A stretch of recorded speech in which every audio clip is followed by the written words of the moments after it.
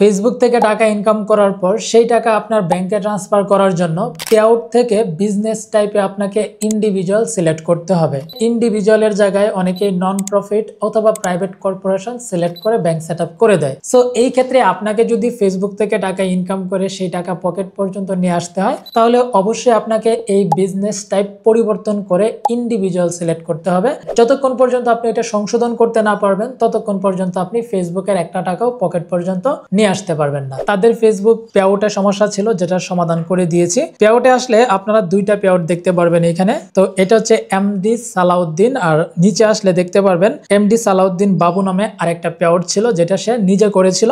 এই পেআউটটার মধ্যে ভুল করেছিল, আর যেই ভুলটা করেছিল সেটার স্ক্রিনশট আপনাদেরকে দেখাচ্ছি। তো এখানে দেখতে পাচ্ছেন এই যে এমডি সালাউদ্দিন বাবু, আর এখানে বিজনেস টাইপ ছিল প্রাইভেট কর্পোরেশন। তো আমরা এটা সমাধান করেছি। তো এখন আমরা এখান থেকে আবার নতুন যে পেআউটটা করা হয়েছে এমডি সালাউদ্দিন, এই পেআউটের সেটিংসে গেলে এখন আপনারা দেখতে পারবেন এখানে কিন্তু বিজনেস টাইপ ইন্ডিভিজুয়াল করে দেওয়া হয়েছে। সেই সাথে এখানে আর্নিং সোর্স গুলো কিন্তু আগের পেআউট থেকে ট্রান্সফার করে নতুন পেআউটে দেওয়া হয়েছে, আগের পেআউট থেকে ট্রান্সফার করে। আপনি চাইলে আপনার ফেসবুক পেআউটের সমস্যাগুলো আমাদের মাধ্যমে সমাধান করতে পারেন। ডিসপ্লেতে হোয়াটসঅ্যাপ নাম্বার দেওয়া রয়েছে, সেখানে কল করলেই অথবা মেসেজ করলেই কিন্তু আপনারা আমাদের সাথে সরাসরি যোগাযোগ করতে পারবেন এবং আপনার ফেসবুক পেআউটের সমস্যাগুলো সমাধান করতে পারবেন।